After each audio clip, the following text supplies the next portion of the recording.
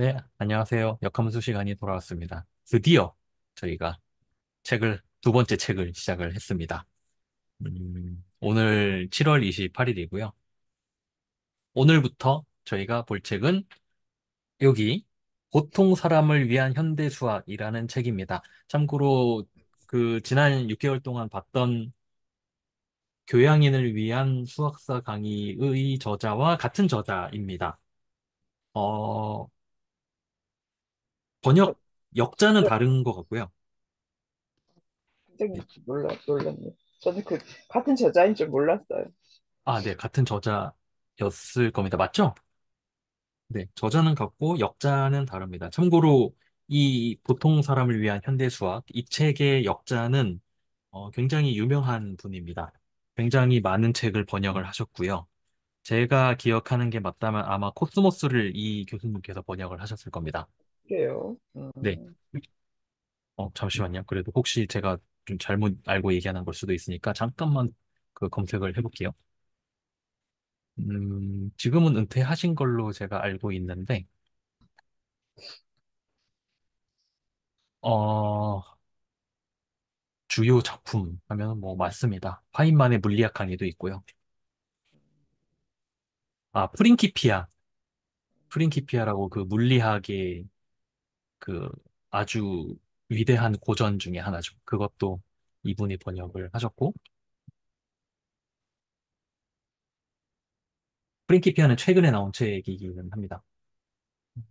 그리고 우주의 구조, 리만 가설, 엘레건트 유니버스 이런 것들. 어? 혹시 모르니까 좀 찾아볼게요. 아마 맞을 텐데.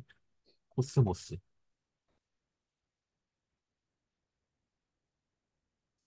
아, 아니었습니다. 죄송합니다.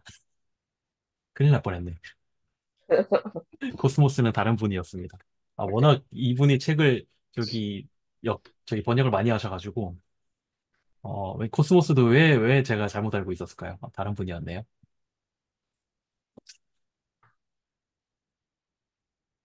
근데 그 좀 전에 정기영 선생님께서 말씀하셨던, 이 책이 여기 서문에 나와요. 1971년 워릭 대학교에서 뭐 고등학생부터 은퇴한 자동차 기술자에까지 이르는 다양한 계층을 대상으로 일주일에 2시간씩 수학 강의를 진행한 내용이다라고 되어 있잖아요. 음, 물리학의 정석이라는 책이 있는데 네. 그 책에도 비슷한 내용이 나옵니다. 음, 네.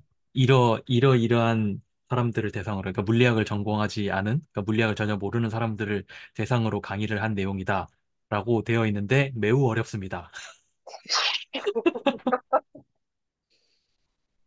그 이, 책도 제가 서문을 보면서, 아, 그래? 그러면 읽어볼 만 할까? 라고 시작했는데, 웬걸, 아, 그럼 이거 이해가 제가, 어려울 수 있겠네요. 제가 네. 대학교 4학년 때 들었던 고등 동력학 내용을 그대로 실어놨더라고요. 그 책에다가. 야, 이거를 그런 사람, 잘 모르는 사람들한테 강의를 했다고? 라는 생각을 한 적이 있습니다. 그래서 서문에 저렇게 써 있다고 해서 그걸 고지고대로 믿으시면 안 됩니다. 이거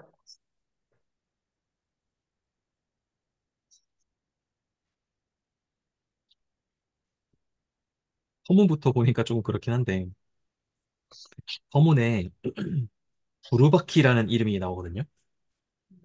한가운데. 부르바키가 20세기 초 프랑스 수학계에서 익명으로 활동했던 부르바키라고 되어 있는데, 그 당시에는 저런 게 없었나 봐요. 그 수학자들이 활동할 때, 그러니까 논문 낼 때 그냥 이름만 있으면 됐던 것 같아요. 이름이랑 조직만 있으면 됐던 것 같아요. 정말로 누군지 뭐 그런 거는 신경 안 썼던 것 같더라고요. 이게 부르바키라는 이름이 실체는 프랑스 수학자들 단체였어요. 음, 그런데 논문으로 한 명, 한 사람의 이름인 것처럼 부르바키는 이름으로 낸 거예요, 논문을. 그러니까 실체가 없는 이름이었던 거예요. 음, 그래서 사람들이 되게 궁금했어요. 아, 도대체 이 수학자 누구냐? 엄청난 그 연구 결과들을 내놓긴 하는데 도대체 이 아는 사람이 없다. 이 사람 누군지. 실제로 수학자들이 이 사람 누군지 찾으려고 프랑스 갔는데 못 찾았대요. 당연히 못 찾았겠죠. 이런 사람 없으니까. 그래가지고 나중에 그걸 밝혔어요. 그게 누가 밝혔냐면은 그 물리학과에서 수리물리학 책으로 유명한 책이 있어요. 보아스라는 책이 있거든요. 그 책을 쓴 분의 남편이 그걸 밝혀버렸어요. 부르바키가 사실은 한 사람이 아니라 프랑스 수학자 모임이다. 그랬더니만 부르바키 이 조직이 약간 그 화가 나가지고 야 보아스 네 이름도 사실 네 본명 아니고 이름 짜집기 한 거잖아. 라고 소문을 내버린 거예요. 사실 진짜 이름 맞는데. 아, 뭐야. 그래가지고 한동안 또 해명하고 다닌다고 되게 힘들었다고 그러더라고요. 그런 재밌는 일화가 있습니다. 근데 이게 뭐 이름이 알려지게 뭐 단체인 걸로 알려주면 안 되는 거였던 거예요? 그 브로마키. 딱히 그런 건 아닌 것 같은데요. 그냥 뭐 비밀 결사단 같은 거 아닐까요? 정체가 밝혀지기 전까지는 우리 이 이름으로 활동하자. 뭐 이유는 모르겠어요. 뭐 찾아보면 있긴 할 것 같긴 한데. 브로바키가 고정된 멤버는 아니었고, 그냥 그 뭐 빠지는 사람도 있고 들어가는 사람도 있고 하는 그런 조직이었는데 예전에 채널지기님이 그런 말씀하신 적이 있거든요. 프랑스 사람들이 그 프랑스 수학에 대한 자부심이 되게 크다고. 그 왜 그런 거 있잖아요. 어, 지난 책에서도 있었던 것 같은데 영국의 수학이랑 그러니까 미국이 그 독립하기 전까지는 어쨌든 다 그 유럽에서 수학자들이 다 수학했을 거잖아요. 뭐 동양도 있긴 했겠지만 워낙 교류가 없었으니까 유럽 수학이 결국은 세계의 수학이었을 텐데 영국이랑 대륙이랑 서로 막 대립을 했었잖아요. 누가 더 낫냐, 뭐 미적분 누가 더 먼저 발견했냐, 막 그런 거 가지고 하고 또 프랑스 혁명 때 프랑스가 저거 했었잖아요. 도량형 통일을 했었거든요. 그래가지고 1m라는 거를 딱 만든 다음에 그 1m를 가지고 나폴레옹이 그 1m를 가지고 저기가 정복지마다 다 1m 표시를 해놨는데 이거 사실 뭐 근거는 없는 말인데 나폴레옹이 영국을 정복을 못 해가지고 영국이 아직도 미터법을 쓰지 않는다 뭐 그런 주장도 내가 든 적이 있어요. 근데 별 근거는 없다고 하더라고요. 그래서 한때는 그 1kg의 기준도 뭐가 기준이었냐면은 프랑스에서 갖고 있는 그 킬로그램 원기라는 게 있어요. 이게 뭐냐면 그냥 이렇게 그 1kg짜리 추예요. 그냥 그 무게추. 무게추인데 이게 무게추가 그냥 공기 중에 있으면은 당연히 부식도 되고 하고 뭐 이렇게 그 깎이기도 하고 변할 거잖아요. 그래서 그거를 아주 잘 포장을 해가지고 고이 놔두고 그 원기에 복사본을 만들어가지고 그 복사본을 이용해서 이제 1kg의 기준을 표준을 정했는데 그 복사본도 또 시간에 따라서 이게 무게가 변할 수 있으니까 복사본의 복사본을 또 만들어가지고 전 세계에다가 이렇게 나눠줬던 그 중에 하나가 우리나라에도 있었던 걸로 알고 있고 지금도 있겠죠 아마. 있었는데 없어졌다 그랬나? 이게 일제시대 때 없어졌나 그랬나? 뭐 일제시대 아니면 6.25 때였던 것 같은데 아무튼 뭐 그런 좀 뭐 그런 게 있고요. 최근에는 그 킬로그램의 기준이 조금 바뀌긴 했습니다. 왜냐하면 킬로그램 원기라는 게 말 그대로 실체가 있는 건데 그거는 아무리 진공으로 내가 포장을 잘 한다고 해도 이게 시간이 지나면은 무게가 조금씩 변한다 그러더라고요. 그래서 그런 거에 상관없이 그냥 1kg 기준을 정할 수 있는 걸 했다고 하는데 아무튼 그게 중요한 건 아니고 그 킬로그램의 기준도 프랑스에 있었고 미터의 기준을 처음 만든 것도 프랑스였고 그래서 프랑스가 그런 쪽으로 조금 자부심이 되게 강하다고 얘기를 하더라고요. 위대한 수학자라고 하면은 우리가 뭐 보통 오일러 가우스 이렇게 얘기하는데 리만 얘기도 나오긴 했는데 사실은 사람들이 잘 모르는 수학자 중에서 되게 위대한 수학자 중에 한 명이 20세기에 활동한 수학자인데 그로센딕이라는 수학자가 있어요. 저는 잘 몰라요. 저는 잘 모르는데 잘 모르는 이유가 음, 완전히 새로운 분야를 만드는 사람이거든요. 그러니까 정말 그 훌륭한 수학자인 건 맞아요. 그런데 그 새로운 분야가 수학을 전공하지 않으면 아예 이름조차 들어볼 수 없는 분야이다 보니까 수학자들은 약간 칭송하지만 수학을 공부하지 않은 사람들은 그런 사람이 있음? 약간 이런 느낌인. 근데 그로센딕도 여기 부르바키에 그 활동을 했었다고 그런 얘기도 들은 적이 있습니다. 도르바키 하나 가지고 참 많은 얘기를 했네요.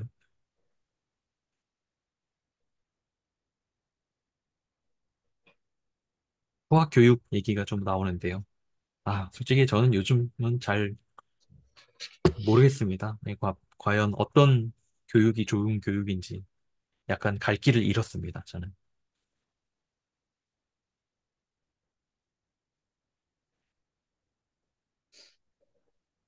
잘 모르겠지만 이거 하나는 확실한 것 같아요. 직문수가 참 좋은 강의다.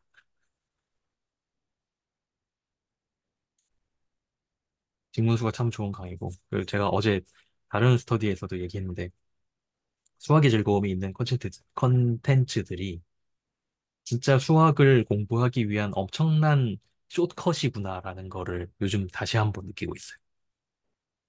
이게 그냥 뭐 책이나 뭐 유명한 책, 유명한 영상으로 공부하려면 진짜 오래 걸리거든요. 그런데, 그래서 제가 만약에 그런 책이나 그런 걸로 처음부터 차근차근 공부하려고 했으면은 절대 제가 지금 여기 수학의 즐거움에서 공부한 지 2년이 채 안 됐는데 2년 동안 절대 여기까지 못 왔겠다라는 생각을 요즘 하고 있습니다.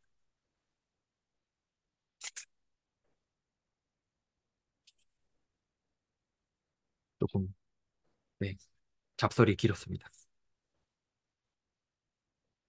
저는 직문수가 너무 어려워가지고 좋은 강의인지는 잘 모르겠어요. 아, 그게, 음, 어쨌든 그 직문수를 만드신 분은 채널지기 님인데, 채널지기 님은 수학에서 박사학위를 받으신 분이잖아요. 약간 아마 그런 게 있을 겁니다. 어, 수학 박사학위자가 생각하는 당연한 것과 그렇지 않은 사람이 생각하는 당연한 것은 간극이 꽤 클 것입니다. 아마도. 거기서 오는 문제점이 아닐까라고 생각이 됩니다. 저는 객관적으로 보면은 사실 일반인에 속해야 되거든요. 좀 오만한 건지는 몰라도 그래도 교육도 받을 만큼 다 받았고, 어, 다른 것을 이해할 때도 별로 어려움이 없는데 유독 수학은 이해도 안 되고 식문수가 너무 아름답고 좋다고 하는데 뭐야 하는 생각이 늘 드니까 굉장히 좀 자괴감에 빠지고, 그래서 다른 이제 루트를 통해서 이렇게 역함수 시간이 너무 좋고 좀 수학과 가까이 갈 수 있나 생각을 해보면 그냥 좀 수학에 가까이 가지는 못하고 다른 어떤 에피소드나 이런 것들만 재밌고, 그래서 본질하고는 아주 따로 노는 것 같아요. 그냥 제가 생각하기에는 익숙하지 않아서가 제일 클 것 같고요. 왜냐면 수학은 어쨌든 기호가 들어가잖아요. 기호가 들어가고 논리적 사고가 들어가는데 그런 기호 또는 논리적 사고 방식? 그런 것에 익숙하지 않으면은 사실은 그럴 수 있다고 생각이 됩니다. 그래서 수학을 특별히 못하는 사람도 있다 이렇게 생각이 들어요.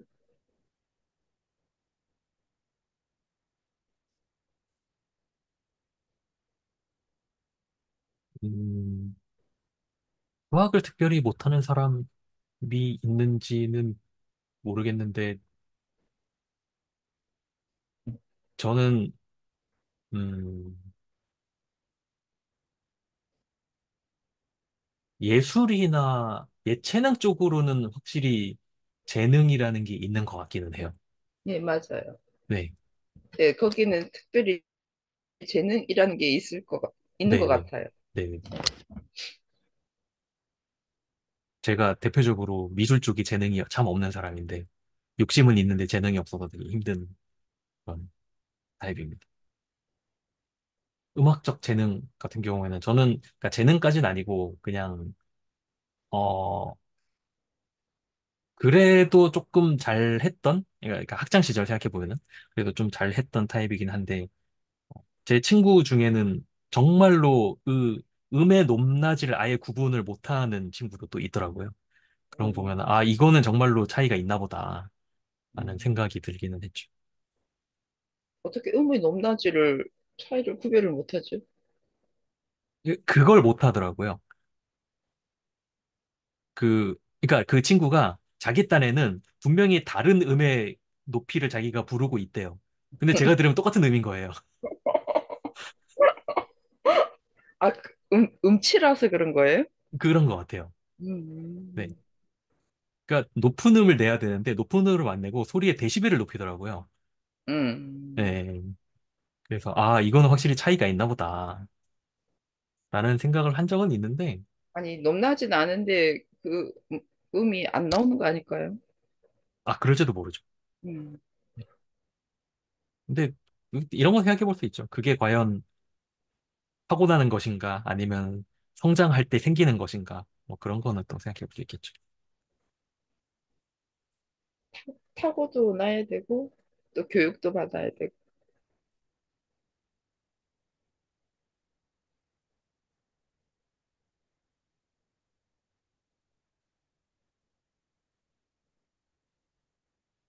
여기 강병수 선생님께서 유독 수학과 피아노에서 어린 나이에 두각을 현명하게 나타내는 영재가 있다는 걸 소재로 쓴 글이 있나 보네요. 음,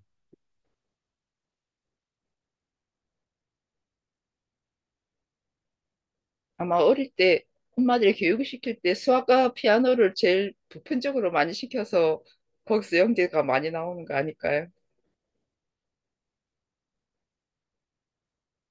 일단 어릴 때 음악 공부는 피아노부터 시작하고 아 중요한 게 수학이지 하고 수학을 가르치잖아요. 그러니까 뭐 어린 나이에 화학을 배우거나 하지는 않잖아요. 그러게요. 왜 수학일까요? 수학이 기본이라고 생각하는 거겠죠. 왜 물리나 화학 같은 건 아닌데 왜 수학일까요? 그러고 보니 궁금하네요.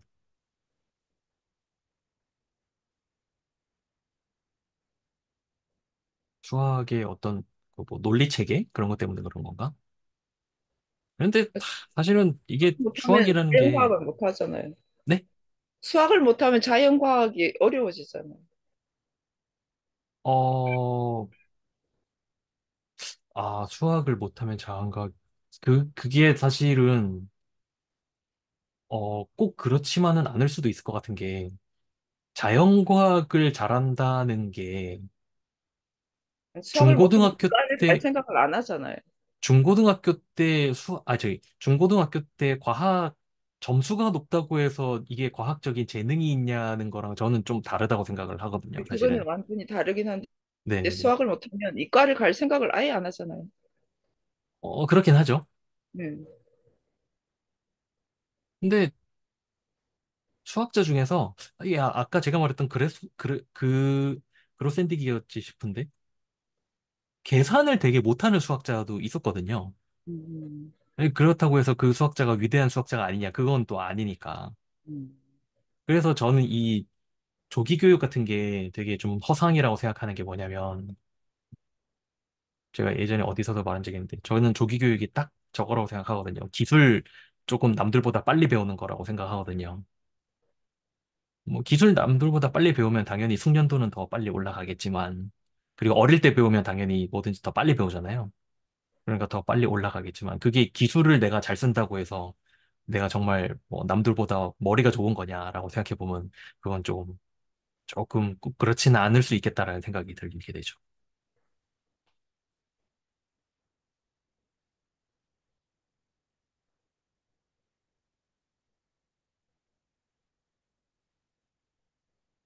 여기 일장의 제목이요.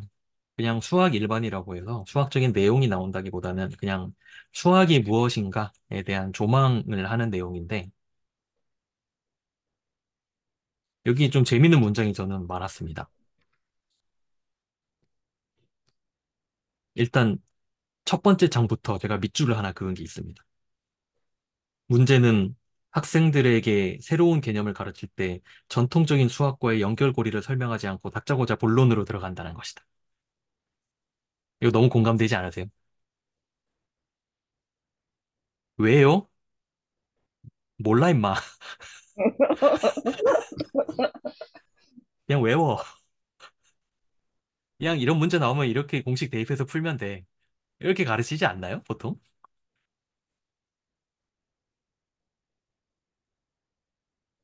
이게 어떻게 보면 그럴 수밖에 없는 구조인가라는 생각도 들어요. 선생님들도 다 저기 뭐 우리 반, 우리 학교가 점수가 얼마나 좋은가 그거 가지고 또 막 순위 매기고 하잖아요. 학생들만 순위 매기는 게 아니잖아요.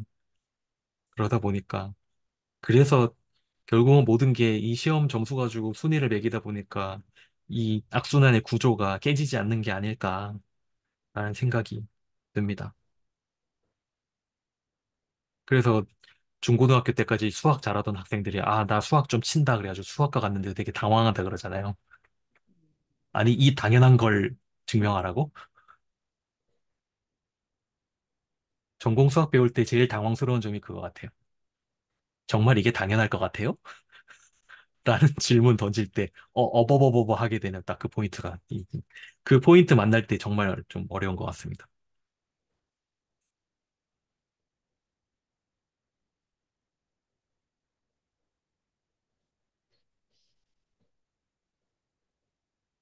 저는 첫 줄에서 가장 위력을 발휘하는 게 기하학이라고 했는데 우리나라 고등학교에서 기하를 빼지 않았나요? 그 문, 제가 그런 뉴스를 본 것 같은데 기하를 가르치지 않는다고. 어, 완전히 빠졌는지는 모르겠고요. 한 몇 년 전에 그런 뉴스를 제가 본 적이 있어가지고 네. 기하 부분을 완전히 빼겠다고 제가 그런 뉴스를 본 적이 있는 것 같은데. 지금 아예 빠지지는 않았을 겁니다. 아, 지금 그래요? 그 수능이 네. 요즘 수능 수리 영역 어떻게 치는지 혹시 아시나요? 아, 그 저는 모르죠. 분야를 나눠서 치는 거 아세요? 아, 그래요? 그냥 수학 하나로 치는 거 아니에요? 아닙니다. 어, 이게 어, 그 선택을 할 거예요. 확률과 통계, 미적분, 기하 세 개 중에서 하나를 선택하는 걸로 알고 있는데요. 그래요? 네. 그러면 자기가 선택하는 거 하나만 딱 공부를 하면 되는 거네요? 네. 그렇게 고르더라고요. 근데 기하가 분명히 있거든요. 아, 있어요? 네. 아, 근데 그 여기 채널에 있는 아마 이거 배동성 선생님께서 말씀하셨지 싶은데 기하 선택하는 확률이 4%인가밖에 안 된다고 그러더라고요. 있는데 학생들이 선택을 안 하는구나. 네. 음,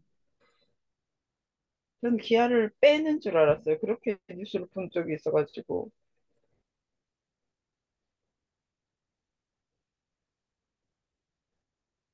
미적분도 지금 뭐 어렵다고 해가지고 미적분도 확 줄인다, 어쩐다 막 얘기가 많은데 뭐 말이 많죠, 이것도.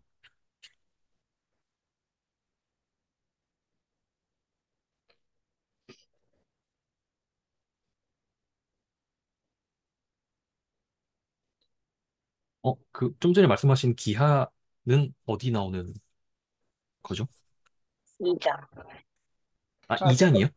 네, 아, 2장의 첫 번째 줄. 아, 2장이 첫 번째요? 네, 26페이지. 아, 정미경 선생님이 2장까지 읽어오라고 하셔가지고. 아니, 제가 뭐라고. 아니, 그래서 제가 이거 어디까지 읽어야 되지 했는데 딱 알려주셔가지고 너무 감사하다 이러면서 읽었어요.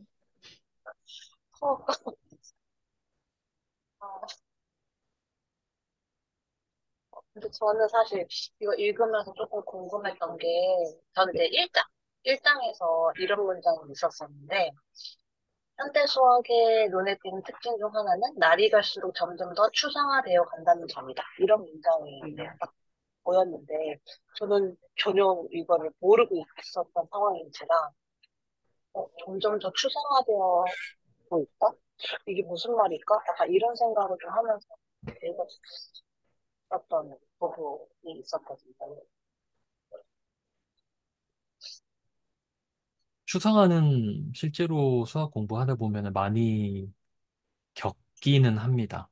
예를 들자면, 그러니까 몇 가지 단적인 예이기는 한데, 그냥 제가 아는 범위에서 말씀을 드리면은, 우리 그 사칙연산 하잖아요. 네, 더하기, 빼기, 곱하기, 나누기 하잖아요.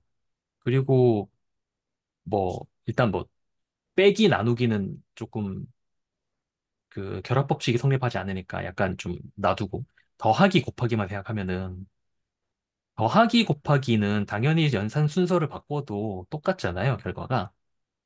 그런데 추상화된다는 거는 이 연산이라는 것 자체를 어떤 함수의 특정한 그 케이스로 보는 거예요.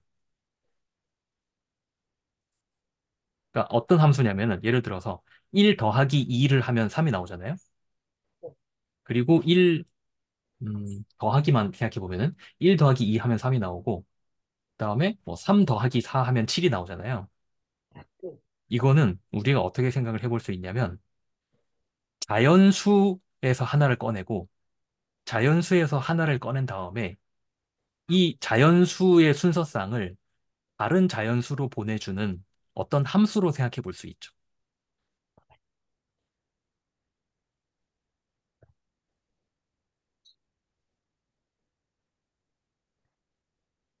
혹시 제 말이 이해가 되시나요? 아, 그게 이제 추상화라는 말씀이신 거죠? 여기서 이게 더 얘기할 거예요. 예, 예, 예. 예. 네네네. 그러니까 더하기는 일종의 함수로 볼 수가 있잖아요. 네, 근데 생각해 보면은 더하기는 굉장히 좋은 성질을 가지고 있어요. 어떤 성질을 가지고 있냐면 순서를 바꿔도 결과가 똑같아요.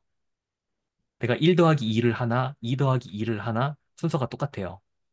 곱하기도 마찬가지죠. 곱하기도 내가 3 곱하기 4를 해서 12가 나온다는 거를 어떻게 볼 수 있냐면은 자연수 순서쌍을 다른 자연수로 보내는 어떤 함수로 볼 수 있을 거란 말이에요.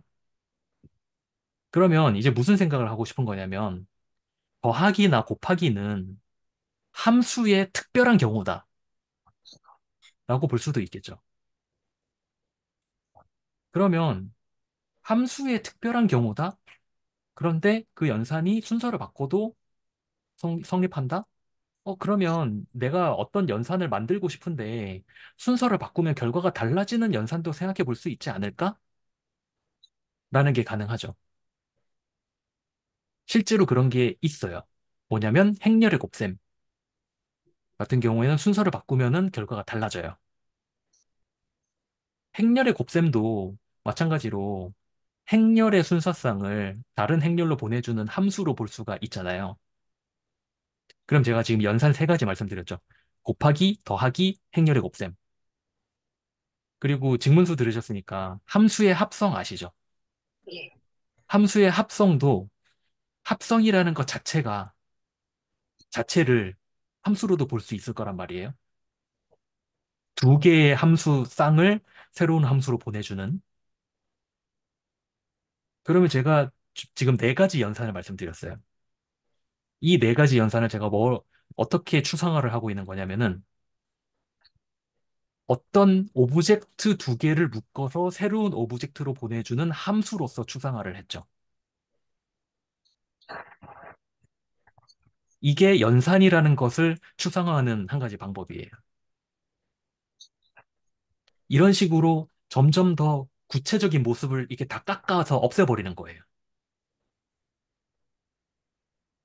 예를 들면, 사람은, 뭐, 사람 말고, 곤충 할까요? 우리가 곤충을 그리면은 곤충은 개미도 있고, 뭐, 풍뎅이도 있고, 사마귀도 있고, 여러 가지 있잖아요. 이 곤충 하면은 다 모양이 생긴 게 다르잖아요. 머리, 가슴, 배 있고, 가슴에 여기 다리가 양쪽에 세 개씩 달려있는 그런 모습이잖아요. 그런데 디테일 다 치워버리고, 동그라미 3개 있고 가운데 동그라미에 짝대기 6개 달려 있는 이런 모습으로 바꿔도 왠지 보면은 이 곤충이 먼저 떠오르지 않으세요? 네, 맞아요. 그렇죠? 이것도 네. 일종의 추상화를 한 거예요.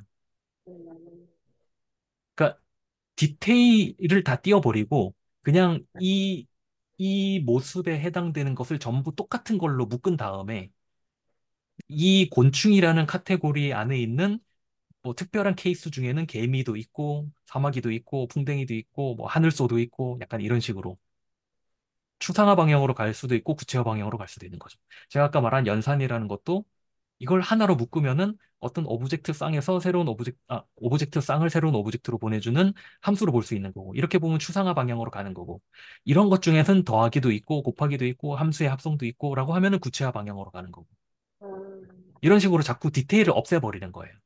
그럼에도 불구하고 보존되는 것은 무엇이 있을까? 라는 걸 보는 거죠. 어떻게 보면은 우리 그 지난 책에서 했던 그 위상수학 할 때 저런 거 했잖아요. 도넛이랑 그 머그컵이랑 똑같은 모양이다. 라는 것도 어떻게 보면 디테일을 다 없애버린 거예요. 이게 뭐 머그컵처럼 물을 담을 수 있냐 없냐 그런 거는 중요하지 않은 거예요. 그냥 구멍이 있냐 없냐만 가지고 하나 있으면 다 똑같은 걸로 치겠다. 라는 것도 추상화를 한 거죠. 여기서는 뭘 날려버린 거냐면은 거리라는 걸 날려버린 거예요. 여기가 두 점 사이의 거리가 멀다, 짧다, 이런 거는 다 날려버리고, 그냥 두 점 사이의 경로가 어떻게 생겼냐? 그것만 가지고 추상화를 하니까 이제 머그컵이랑 도넛이랑 똑같이 생겼다라는 말을 할 수가 있게 된 거죠. 그게 추상화의 방법이라고 생각하시면 될 것 같아요.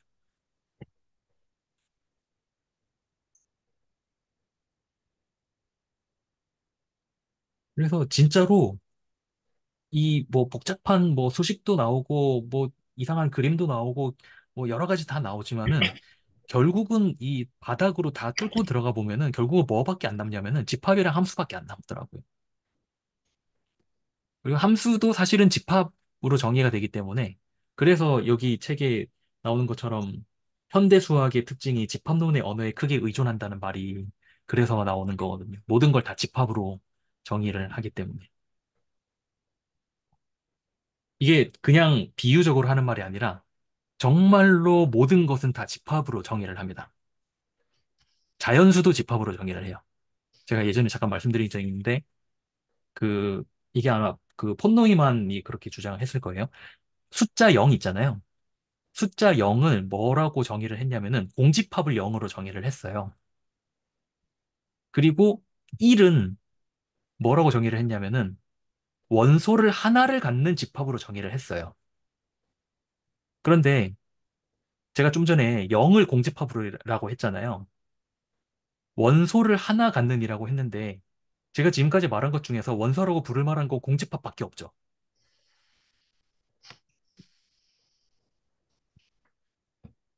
그래서 숫자 2를 뭐라고 정의를 했냐면은 원소를 하나 갖는 집합인데 그 하나가 뭐냐면은 공집합이에요.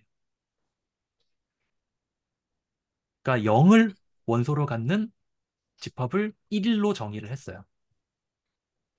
그럼 숫자 2는 뭘까라고 생각을 해보면은 원소를 두 개 갖는 집합을 만들고 싶은 거예요. 그런데 원소를 두 개 갖는 집합이 뭐가 있을까라고 생각해보면은 그 전까지 정의를 했던 게 0하고 1밖에 없는 거예요. 그러니까 0하고 1을 갖는 집합을 숫자 2로 정의를 한 거예요. 이런 식으로 그 자연수를 확장해 나가는 방법이 한 가지가 있습니다. 자연수는 이거 말고도 뭐 페아노 공리계도 있고 뭐 여러 가지 있기는 한데 뭐 프레게가 만든 방법도 있고 있기는 한데 그 여기 나오는 집합론의 언어에 크게 의존한다. 그리고 수학에서 모든 것이 집합이라는 말이 비유적으로 하는 게 아니라 정말로 그런 식으로 다 정의를 하더라고요. 그래서 집합론을 왜 공부해야 되냐라는 질문을 받으면은 이제 할 말이 조금 생긴 거죠.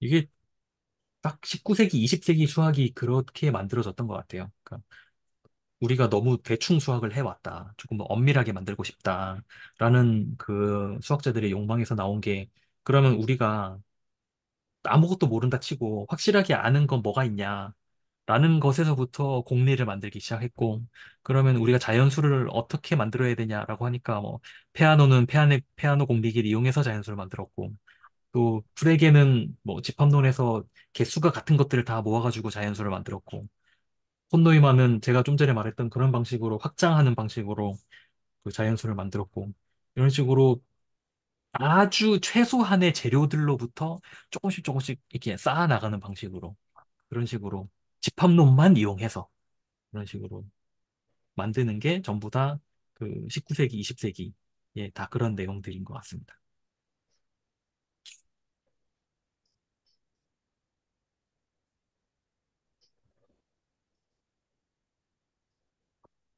그리고 16페이지에 보면 이런 말도 나옵니다. 그 16페이지 밑에서 하나, 둘, 셋, 넷, 여섯 번째 줄인데요. 집합론은 하나의 용어일 뿐 그 자체가 목적이 아니기 때문이다. 아, 그 전 문장부터 봐야겠다.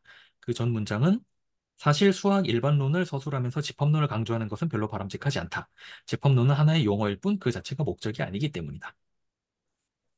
이게 그 채널지기 님도 종종 하시는 말이거든요. 그러니까 집합론 자체도 물론 공부할 게 많지만 집합론이 어떻게 보면 시작점이라고 치자면 집합론을 이용해서 점점 더 복잡한 구조로 올라가는 방법이 있을 거고 근데 반대로 가는 경우도 있어요. 집합론?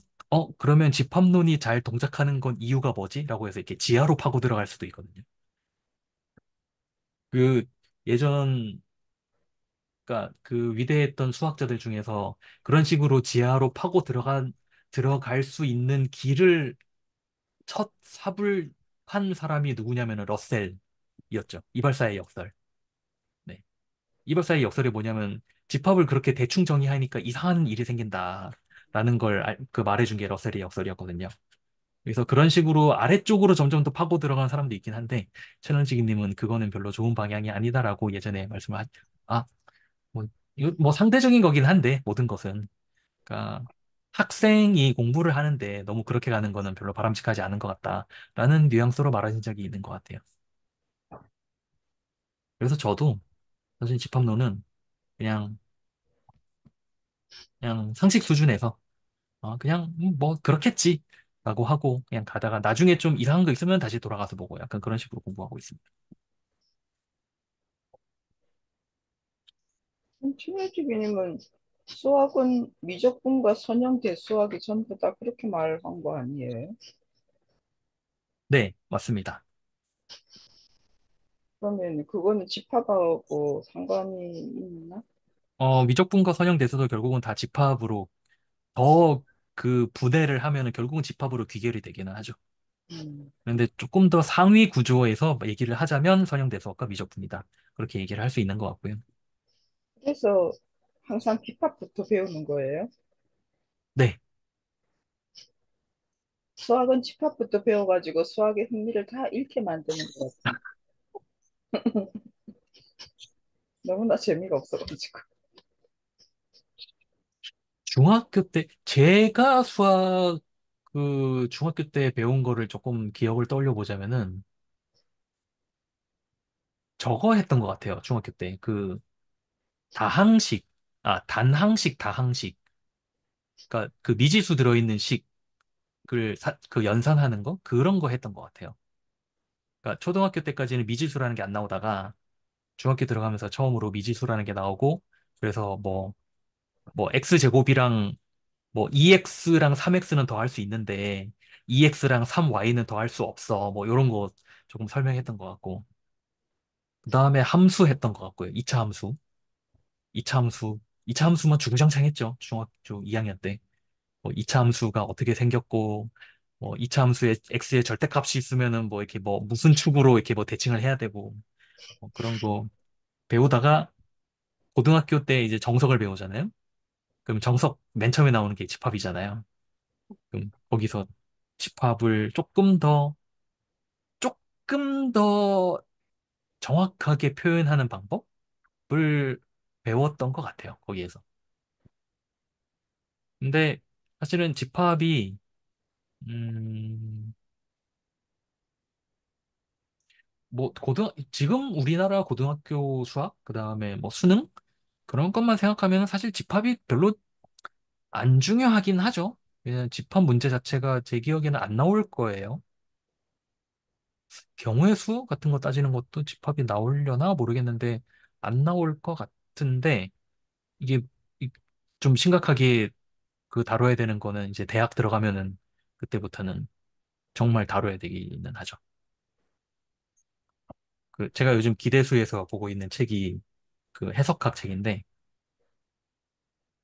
해석학 책의 2장이 그 위상수학 부분인데 정말 모든 것이 다 집합으로 써져 있어요. 어, 그래서 집합을 내가 그러니까 내가 머릿속에 상상하는 어떤 그 집합이 있잖아요. 그러니까 집합이라는 거는 결국 어떤 원소들의 모음이란 말이에요.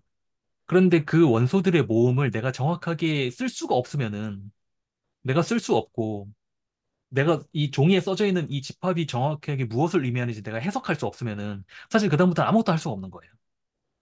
그래서 집합은 뭐냐면은 언어라고 생각을 해요, 저는. 수학을 하기 위한 기본적인 언어 체계다.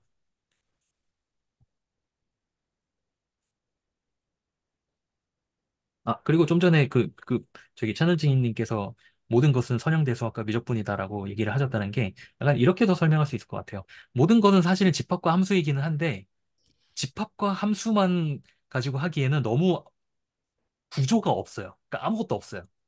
그러니까 함수는 아무 함수도 될 수 있고 집합은 아무 집합도 될 수 있고 근데 그걸로 하기에는 자유도가 좀 오히려 뭐 너무 높다 그래야 되나?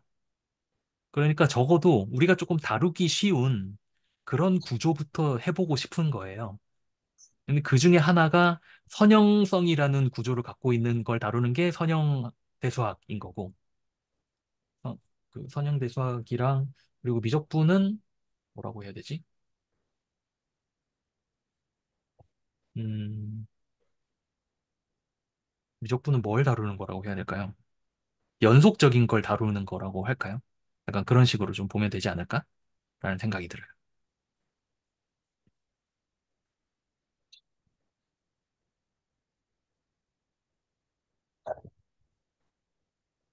아, 그리고 19쪽에 나오는 문장 진짜 멋있지 않나요? 19쪽에 밑에서 하나, 둘, 셋, 넷, 다섯, 여섯, 일곱 번째 줄인데요. 19쪽 밑에서 일곱 번째 줄. 수학 교육의 주된 목적은 이와 같은 직관을 제어 가능한 도구로 업그레이드하는 것이다. 저 이 문장 조금 멋있는 것 같아요. 별표 쳐놨습니다. 수학 교육의 목적은 시험을 잘 치는 것이다.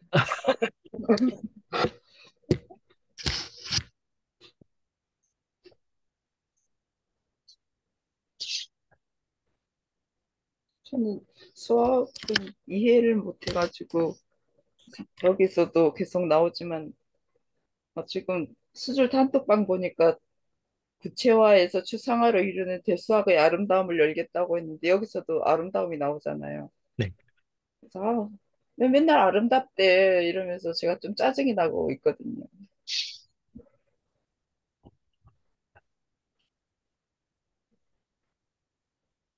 저는 저, 이거 너무 아름다운 거하고는 거리가 멀기 때문에.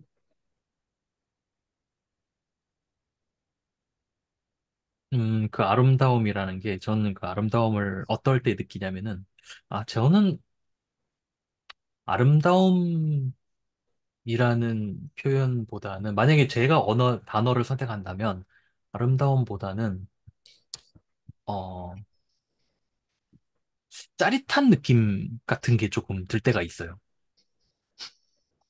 어떨 때냐면, 아까 그 제가 추상화 얘기를 했는데, 추상화에서 제가 이런 거 말씀드렸잖아요. 뭐 더하기도 있고 곱하기도 있고, 뭐 행렬의 곱셈도 있고, 함수의 합성도 있고, 이런 것들을 다 그, 이걸 다 똑같은 걸로 보고 싶다라는 어떤 욕망을 말씀을 드렸잖아요. 대수학의 아름다움에서도 어떤 걸 하냐면, 분명히 지금까지 제가 알던 수학의 그런 상식에서는 다른 거예요, 두 개가. 그런데 제가 아까 디테일을 날려버린다 그랬잖아요. 디테일을 날려놓고 보니까 두 개가 똑같이 보이는 거예요. 그런 순간들이 조금 저는 짜릿함을 느끼는 것 같아요. 지금 대소하기 아름다움 시간에서 하고 있는 게, 어, 이거를 어떻게 하면은 조금 간단하게 설명할 수 있을까? 예를 들어서, 음, 제가 좀 전에 더하기 곱하기 말씀을 드렸잖아요. 더하기 곱하기를 한다고 하면은 우리는 보통 그 더하기와 곱하기 기호 앞뒤에 오는 것은 숫자라고 생각을 하잖아요. 뭐 자연수가 오든 정수가 오든 실수가 오든 유리수가 오든 뭐 복소수가 오든 어떤 수가 온다고 생각을 하잖아요. 그런데 집합을 연산할 수도 있을까라는 생각을 해보는 거죠.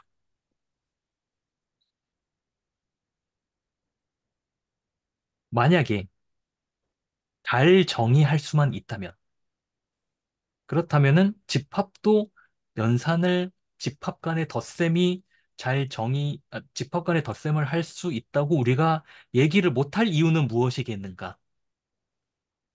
라고 말해보고 싶은 거예요. 예를 들면은 아주 간단한 예를 제가 들어볼게요. 그, 우리 그 정수 한번 생각해 보죠. 그러면 모든 정수는 3으로 나눴을 때 나머지가 0이거나 1이거나 2이거나 세 가지밖에 없잖아요. 그쵸? 0, 1, 2 세 가지밖에 없겠죠? 나머지가. 3으로 나눈 나머지가. 그러면 제가 뭘 하겠냐면은 3으로 나눈 나머지가 0인 것들을 전부 하나로 묶을 거예요. 그리고 3으로 나눈 나머지가 1인 것들을 전부 하나로 묶을 거고요. 3으로 나눈 나머지가 2인 것들을 전부 하나로 묶을 거예요. 그러면 지금 제 손에는 원래 정수라고 하면은 원소가 무한개가 있잖아요. 그런데 제가 이렇게 세 단위로 묶었기 때문에 지금 제 손에는 주머니 세 개가 있어요. 첫 번째 주머니에는 3의 배수들이 있고, 두 번째 주머니에는 3의 배수 플러스 1들이 전부 들어있고, 세 번째 주머니에는 3의 배수 플러스 2들이 전부 들어있어요. 자, 그러면 제가 질문해 볼게요. 첫 번째 주머니에서 아무거나 두 개를 꺼내요. 두 개를 더해요. 그러면 이건 항상 3의 배수겠죠. 3의 배수 더하기 3의 배수는 항상 3의 배수겠죠. 첫 번째 주머니에서 아무거나 하나 꺼내요. 두 번째 주머니, 3의 배수 더하기 1의 꼴인 어떤 정수. 여기서 하나 꺼내고 여기서 하나 꺼내요. 두 개를 더 해볼게요. 그러면은 항상 이 두 개의 합은 3의 배수 더하기 1이 된다는 걸 알 수가 있어요. 예를 들어서 첫 번째에서 6 꺼내고 두 번째에서 4를 꺼내면은 더하면 10이잖아요. 10은 네. 3으로 나누면 나머지가 1이죠. 이런 식으로. 제가 지금 뭘 한 거냐면은 첫 번째, 처음에 3의 배수 두 개를 더하면 항상 3의 배수가 된다 그랬잖아요. 이건 제가 뭘 한 거냐면은 3의 배수인 집합 있죠. 3의 배수인 집합 더하기 3의 배수인 집합을 한 거예요. 그럼 뭐가 나온다? 3의 배수인 집합이 나온다. 3의 배수 집합 더하기 3의 배수 플러스 1 집합을 하면 뭐가 나온다? 3의 배수 플러스 1이란 집합이 나온다. 라는 걸 한 거예요. 제가 뭘 한 거냐? 집합 간의 연산을 정의를 한 거예요. 이런 식으로 집합 간에도 연산을 정의할 수 있다. 못할 게 뭐냐? 이게 함수로서 잘 동작하기만 한다면 우리가 얼마든지 할 수 있지. 비슷한 식으로 곱하기도 할 수 있을 거잖아요. 이런 식으로 이것도 일종의 추상화의 방법인데 요즘 그 대수학의 아름다움에서 하고 있는 게 이런 비슷한 작업을 하고 있어요. 그러니까 전혀 다르게 보이는 것들인데 사실은 내가 원래 뭐 전혀 다르게 보이는 두 가지 구조가 있는데 정확하게는 두 가지 집합이 있는데 이게 알고 보니까 똑같은 구조를 가지고 있네. 이쪽에서 연산하듯이 이쪽에서도 연산하니까 똑같은 결과가 나오네. 라는 것들을 보고 있는 거예요. 이런 것들을 볼 때가 되게 재밌더라고요. 저는.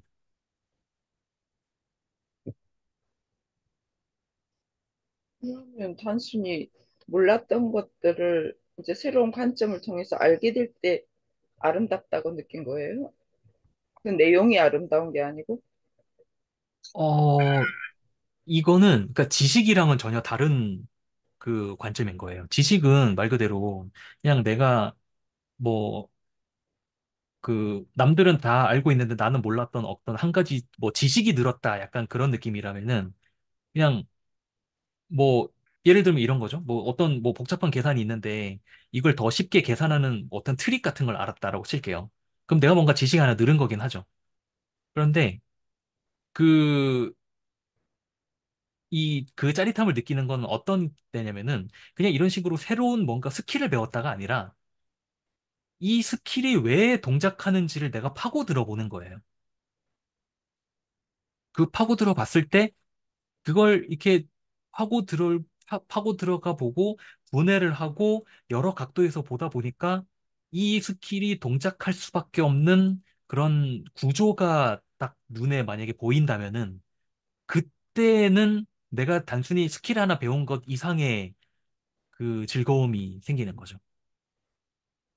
그런 점에서 두 가지는 좀 다른 거라고 봅니다. 지식과는. 아름답다는 건 약간 예술과 상관관계가 있잖아요.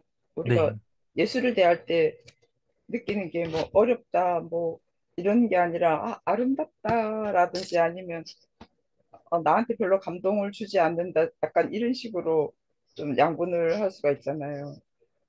그러니까 이 수학을 대할 때도 그렇게 예술적인 어떤 느낌을 갖게 된다는 거죠. 어떤 사람들은 네, 네, 네. 굉장히 좀 제가 보기에 어떻게 돼야지 아름답다고 느낄까? 그게 저는 항상 저한테 너무 미지수기 때문에 그게 궁금하기도 하고 이거는 이제 수학하고 다른데 우리 큰아이가 이렇게 바둑을 공부를 하면서 제가 평생 이제 못 잊는 게 뭐냐면 초등학교 4학년 때인데 갑자기 애가 고함을 질렀어요. 그래서 제가 너무 놀래가지고 막 걔한테 갔거든요. 무슨 일이냐고 그랬더니 아이가 이렇게 기보를 보다가 너무 아름다워서 자기도 모르게 고함을 질렀다는 거예요. 그래서 제가 걔를 한참 쳐다봤던 기억이 평생 남아있거든요. 너무 아름다워서 자기도 모르게 고함이 나왔다. 그래서 아 뭔지는 몰라도 아름답다고 느꼈다는 게 제가 너무 그때 좀 놀랐거든요.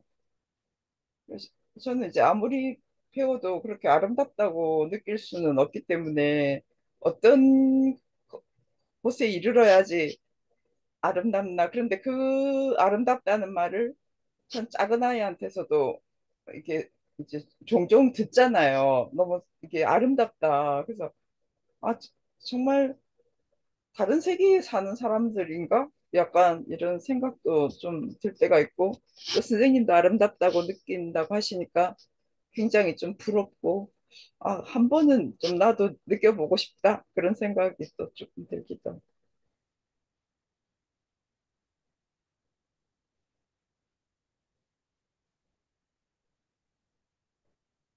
이 책을 통해서 느낄 수 있는 기회가 있기를 왜냐하면 한번 이 바라보겠습니다. 저자도 수학을 왜 배워야 돼 하니까 수학이 아름답다고 제일 첫마디에 그렇게 해서 제가 아름답다는 말에 동그라미를 딱 해놨거든요. 아름다우니까 어쨌든 배워야 된다고 이 사람이 주장을 했기 때문에 계속 아름답다는 말이 저한테 좀 이렇게 묵직하게 깔아앉아 있어가지고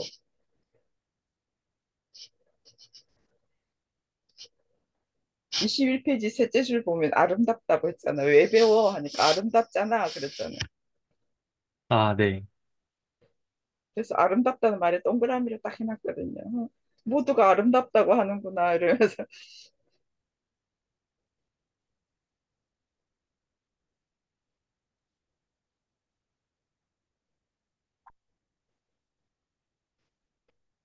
수학의, 음,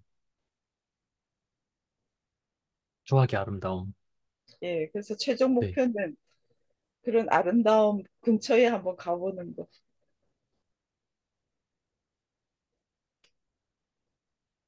이거는 아름다움이랑은 조금 다르기는 한데, 네. 음, 그 수학책 중에서 틀리지 않는 법이라는 책이 있어요. 네, 옛날에 이재희 선생님이 읽어보라고 아, 네네네. 예, 말씀하신 적이 있어요. 네네네. 그러니까 그 책은 정말로 우리 모두에게 와닿을 법한 예시들을 가지고 그걸 수학적으로 풀어내는 책이에요. 그래서, 음, 그 책에서 설명하는 게 여기서 말하는 아름다움이랑은 조금 결이 다를 것 같기는 한데, 마찬가지로 좀 다른 방향성이긴 하지만, 또 수학적인 관점을 줄 만한 책이라는 생각이 들기는 합니다. 그 책도 재밌습니다. 제가 언젠가 이 모임에서 같이 읽어보고 싶은 책이기도 해요. 전 앞부분은 읽어봤어요. 아, 네, 네, 네. 근데 아름다움하고 관련이 있는지는 전혀 생각을 못 해봤어요. 어떻게 해야 안 틀리지? 이렇게 하면서 읽었어요. 그러니까 그 책은 아름다움이라기보다는, 음, 음, 우리가 얼마나 그, 그러니까 수학적으로 생각하지 않을 때, 우리가 얼마나 많은 실수들을 할 수 있는지를 조금 뼈를 때리는 책이죠, 그 책은. 네. 그러니까 아름다움이랑은 조금 거리가 멀기, 조금 다른 결이긴 하겠네요.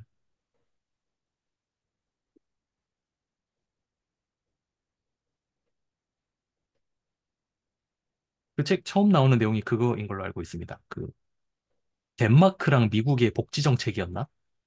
약간 그거 비교하는 걸로 알고 있어요. 그래서 세율이 무조건 높을수록 좋은 거냐, 낮을수록 좋은 거냐, 뭐 그런 거 가지고 사람들이 따지는 뭐 그런 내용이 있었던 걸로 알고 있습니다. 선생님 정말 기억력이 좋으시네요. 저는 읽기는 읽었는데 뭘 읽었는지 한뜩 생각이 안 나요. 제가 기억력이 좋은 게 아니라 제가 기억하는 것만 얘기하기 때문에 그렇습니다. 그 책은 기억나는 게 재밌어서 기억이 나는 거고요. 음, 제가 재미없는 책은 오히려 빨리 읽어서 좀 저기 던져버리거든요. 음. 그런 책은 기억이 정말 안 납니다.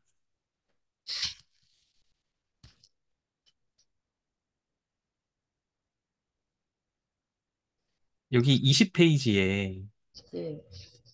어, 네 번째 줄, 20페이지의 네 번째 줄에 증명을 직관적으로 이해하면 주어진 정리가 참일 수밖에 없는 이유를 알 수 있다. 논리는 증명의 탄탄한 배경을 제공할 뿐이다. 저도 사실 이 문장에 굉장히 공감을 하는 게, 물론 수학을 진지하게 공부하고 수학자가 되기 위한 그 트레이닝을 하기 위해서는, 트레이닝을 하는 과정이라면, 이 논리를 따져보는 것도 굉장히 중요하기는 할 거예요. 제가 수학자가 아니니까 뭐 함부로 말하기는 좀 그렇긴 한데, 예를 들어서 뭐 어떤 정리가 참이다라고 하면은 그 참이라는 게 무엇을 의미하는지 좀 상상해 보는 거랑 곱씹어 보는 것과 그게 정말 참이라는 거를 내가 그 한 줄 한 줄 써서 증명을 해 보는 거랑 두 개는 그 느낌이 되게 다르거든요. 이 두 가지 다 중요할 텐데 저는 증명보다는 그 직관을 조금 더 좋아하는 편이에요. 그래서 뭐 예를 들면은 뭐 그 대소하기 아름다움 시간에 하는 것도 그렇고 그다음에 뭐 해석하게 나오는 것들, 뭐 선형대수하게 나오는 것들, 또 뭐 여러 가지 정리들이 있는데 그 정리들을 다 당연히 증명이 필요한 내용들이죠. 증명이 간단한 것도 있고 복잡한 것도 있고 다 한데 이게 시간이 지나고 나면 머릿속에 남는 거는 증명이 머릿속에 남는 게 아니라 그냥 어떤 그, 그 사고 회로만 딱 머릿속에 남는 것 같아요. 그러니까 그러니까 어떤 명제를 딱 보면은 딱 보는 순간, 그러니까 그 사고 회로가 머릿속에 남아 있으면은 어떤 명제를 딱 보는 순간, 어? 아닐 것 같은데? 라는 느낌? 또는, 이건 뭐 당연히 그렇겠지. 라는 느낌? 그런 느낌들이 증명을 해보지 않아도 약간 직관적으로 맞거나 틀릴 거라는 걸 어느 정도는 맞출 수 있는 그런 구조가 좀 머릿속에 생긴다고 할까요? 그런 면에서 저는 제가 동그라미 여기서 어디다 쳐놨냐면은 참일수 밖에, 요 밖에 두 글자에다가 쳐놨어요. 이게 두 개가 표현이 다르잖아요. 주어진 정리가 참인 이유랑 참일 수밖에 없는 이유는 두 개는 표현의 뉘앙스가 굉장히 다르잖아요. 네. 제가 그 추구하는 방향이 딱 이거예요. 참일 수밖에 없는 이유를 알고 싶다. 그래서 제가 되게 싫어하는 증명이 뭐냐면은 그냥 이렇게 이렇게 계산해 보니까 나오잖아. 그러니까 참이야, 이거는. 라는 증명 되게 싫어하거든요.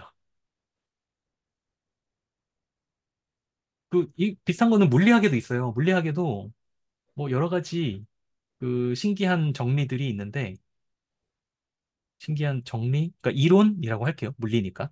이론이 있는데 그런 이론이 있어요. 그다음에 뭐 당연히 참인 말이 써 있어요. 물리책에는. 그다음에 밑에 증명이 나와요. 그게 왜 참인지. 되게 복잡한 수식을 써가지고 이렇게 참이 나와요. 그러므로 이거는 참이다. 라고 딱 보여주면은 되게 싫은 거예요. 저는 그게. 마치 뭐 어떻게 하는 것 같냐면은 계산해 보니까 나오잖아. 그러니까 이건 참인 거야. 라는 것밖에 말을 안 해주는 것 같은 거예요. 이게 재미가 없더라고요. 그건. 저는 그거보다는 아니 그래서 알겠는데 그래서 이게 왜 참인데 라는 거를 따져보는 게 저는 조금 더 재밌더라고요. 이 책이 이렇게 얘기를 하는 걸 보니까 앞으로의 내용이 이런 방향성으로 진행이 되지 않을까라는 생각이 듭니다.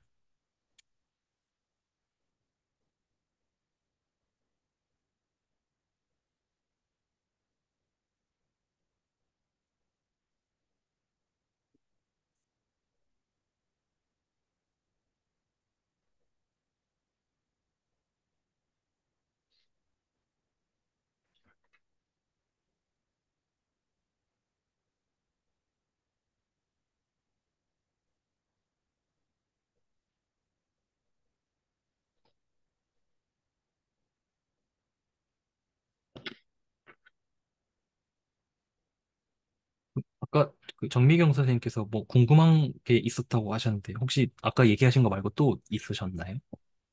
아, 이게 저도 이게 이장까지 읽어야 되지 않냐면서 사실 이장까지 이게 읽으면서 이게 약간의 뭐 키워드라고 해야 되는지 뭐 정확하게 제가 어떻게 표현할지 모르겠지만 이렇게 눈에 들어오는 단어들이 좀 있었는데 그러니까 이게 제가 잘 엮은 건지 모르겠지만 추상화, 직관적 이해, 기하학 요 세 개의 그 단어들이 계속 이렇게 매지가이처럼 계속 들어오더라고요. 2장까지 이렇게 읽는 과정에서. 근데 제가 궁금했던 게 여기서 2장의 제목이 움직임이 없는 운동이라고 지금 되어 있잖아요. 네. 그래서 이 움직이지 않는 이 운동이라는 게 결국에 이 책에 제가 제대로 이해했는지 모르겠지만 뭐 강체 변환이라는 개념을 가지고 설명을 하면서 뭐, 크기나 뭐 형태가 일정하게 유지가 되면서 위치만 이렇게 변화하는 것, 그러한 이동을 설명하는 게 움직임의 없는 운동이라는 걸 설명하는 거라고 이해를 했는데 이게 왜 중요하지? 약간 이런 생각이 살짝 들었었거든요. 그러니까 이, 이 기하학이라는 내용을 처음에 설명하면서 등장하는 내용이 움직임이 없는 운동인데, 이게 왜 중요할까? 왜 형태나 크기가 일정하게 유지가 된 상태에서 이렇게 위치만 바뀌어야 하는 이런 개념들이 왜 처음으로 등장했을까? 이런 개념들. 그게 조금 궁금했었어가지고. 그래서 뭐 추상화, 직관적 이해, 기하, 요거 어떤 연관성이 있어서 이런 내용이 나온 걸까? 약간 이런 생각을 조금 하면서 좀 궁금했었어가지고. 네, 그거 조금 여쭤보니까 했었어요. 근데 이게 어, 제가 제대로 못한 걸 수도 있어요. 그냥 이게. 일단은 그 챕터의 네. 제목 자체는 그게 맞아요. 그러니까 강체 변환을 얘기하는 게 맞기는 합니다. 아, 네. 근데 강체 네, 변환이 왜 중요한가는 사실은 이게 그 수학 공부하시는 분들은 아마 다른 방식으로 대답을 할 것 같기는 한데 전 잘 모르니까 일단은 제가 아는 선에서만 말씀을 드리면 일단 여기 챕터 2에서만 한정해서 왜 네, 강체 변환을 갑자기 도입했나 음, 라는 거를 따져보자면은 결국은 뭐냐면은 이 챕터 2에 맨 처음에 나왔던 이등변 삼각형이 명제가 정확하게 뭐였죠? 이등변 삼각형의 두 밑각은 같다였나요? 네, 아, 맞습니다. 그죠, 그죠, 그죠. 네, 이등변 삼각형의 두 밑각은 서로 같다는 거를 증명을 하잖아요.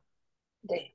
이런 식으로 증명하는 것이 타당하다는 거를 그 확신을 얻기 위해서 강체 변환을 도입했다. 약간 그렇게 좀 이해하면 될 것 같아요.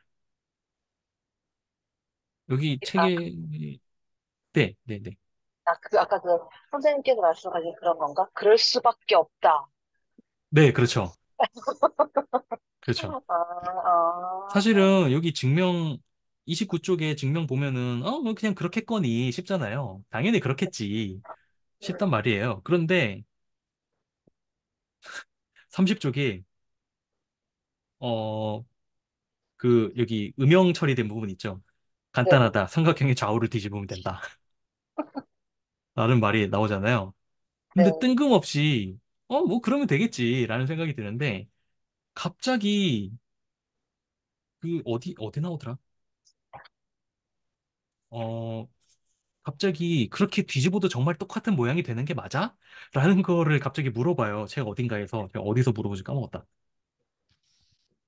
아, 32쪽부터 나오는 얘기일 것 같은데. 네. 운동에 관한 역설. 네, 네, 네. 네. 네, 맞아. 여기서 그 미노스와 유클리드의 대화가 나오잖아요. 네. 여기서 미노스가 어 삼각형을 움직여도 그 흔적이 남기 때문에 원래 위치에 정확히 놓을 수 있다고 생각했겠지라고 말을 하잖아요. 네. 그래서 삼각형을 움직였는데 그 흔적이 남는다는 게 도대체 무슨 말이냐. 그럼 내가 움직였다가 거기에다가 갖다 놔도 똑같이 된다는 그 이론적 배경은 뭐냐. 약간 이런 아, 식으로 딴지를 거는 거죠. 쉽게 말하면. 아, 그 딴지에 대한 방어를 위해서 이 강체 변환을 도입을 했다. 약간 이렇게 받아들여도 왠지 되지 않을까라는 생각입니다. 이 흔적이 남기 때문에, 요게 약간 좀,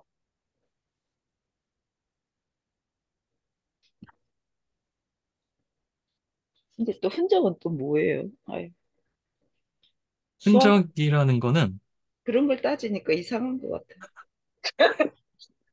네, 흔적이라는 거는 그러니까 수학은 이게 수학이 물리가 아니잖아요.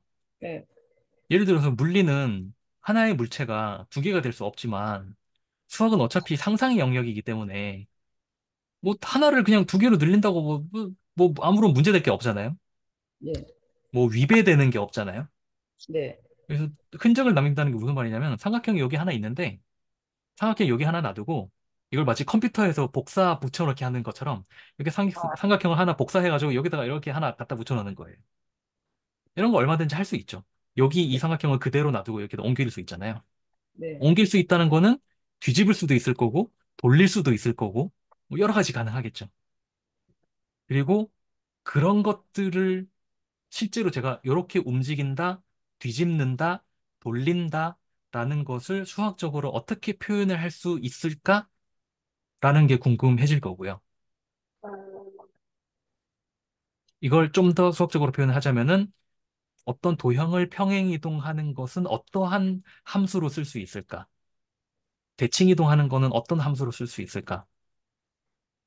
그리고 제가 아까 말했듯이 함수와 함수가 있으면 우리는 뭘 하고 싶냐면은 함수의 합성을 하고 싶단 말이에요. 함수의 합성을 하면 무슨 일이 일어날까? 예를 들어 대칭 이동하는 함수를 두 번 합성하면은 원래 자리로 돌아온다는 걸 알잖아요. 대칭 이동했다가 대칭 이동 다시 하면은 그렇죠? 그러면 대칭 이동을 두 번 합성하는 거 말고 다른 방법으로도 다시 원래 자리로 돌아올 수 있는 방법이 있을까? 이런 것도 또 생각해 볼 수 있겠죠. 예를 들면 이런 거죠. 180도 회전하는 거 두 번 하면 또 자기 자리로 돌아오죠. 음, 그죠? 90도 회전하는 거 네 번 해도 자기 자리로 돌아올 거고요. 이런 것들. 이런 게 결국은 우리가 다 뭐라고 부르냐면은 여기 나오는 강체 변환이라고 부르는 게 다 거기에 해당되는 것들이죠.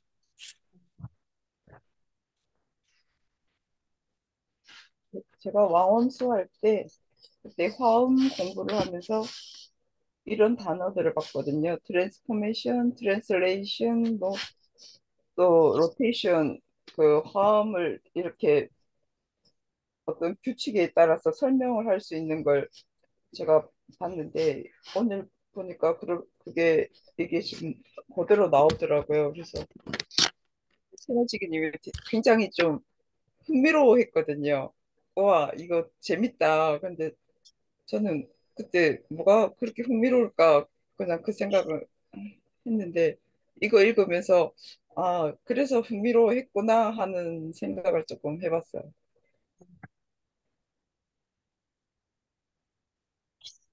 그 음계 얘기를 하셔서 그러는데 오늘 딱 요거까지만 얘기하고 이제 끝내면 될 것 같은데 어 제가 지금 읽고 있는 책 중에서 별로 재미없어서 그냥 빨리 읽어버리고 저기 반납하려는 책이 하나 있는데 거기에 이런 게 나오더라고요. 어, 음,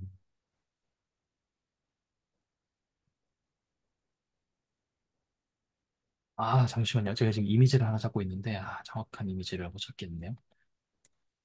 스파이럴 프리퀀시를 찾으면 나오려나?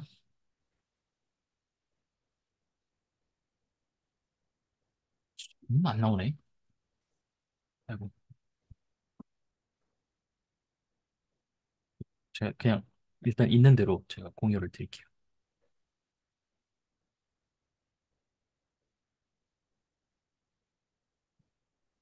요거거든요, 이거. 요거.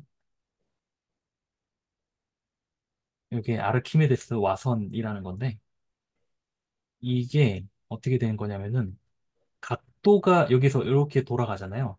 여기 돌아가는 각도가 증가하면서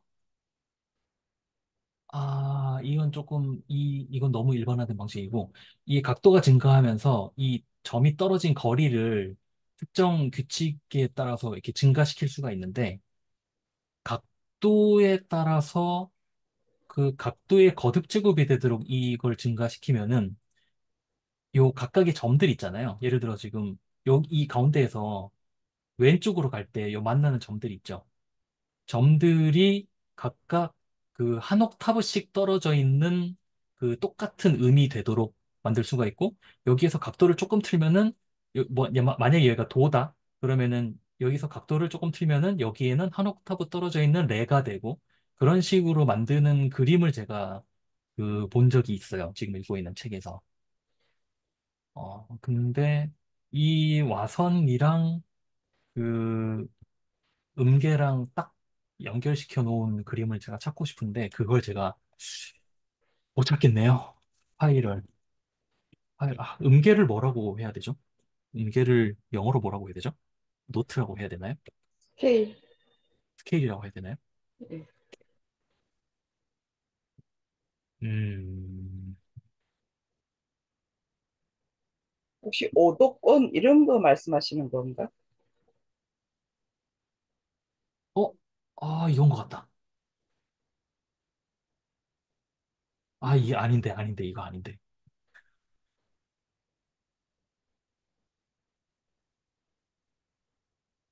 이거이려나?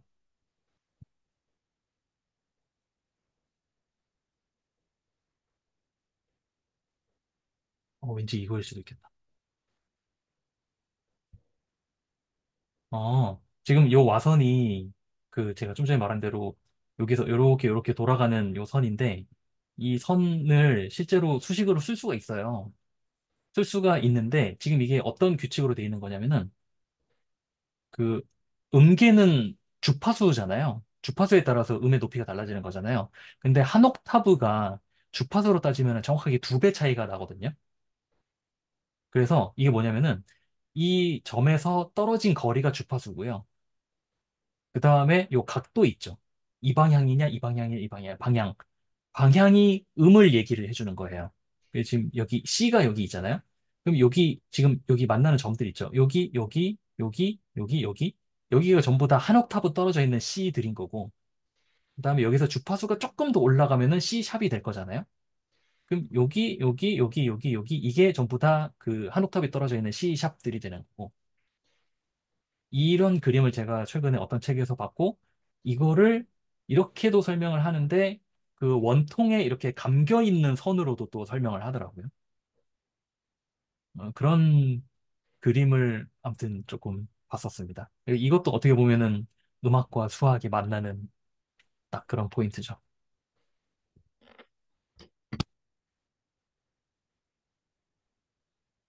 이 음계 얘기하시니까 갑자기 생각이 났어.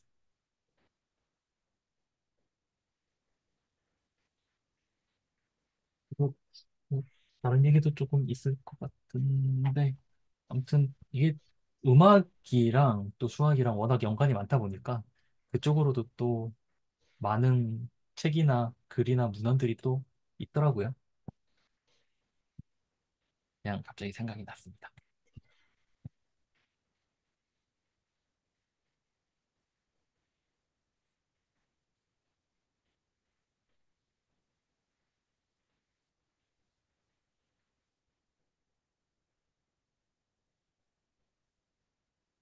시간이 좀 생각보다 많이 지나가서 여기 오늘 2장을 조금 얘기하다 말았는데요. 다음 영상이 된다. 다음 주에 2장을 마저 조금 얘기해 보는 걸로 이렇게 네, 하면 되지 않을까 싶습니다. 수고하셨습니다. 네, 오늘은 여기까지 감사합니다. 하겠습니다. 네. 감사합니다.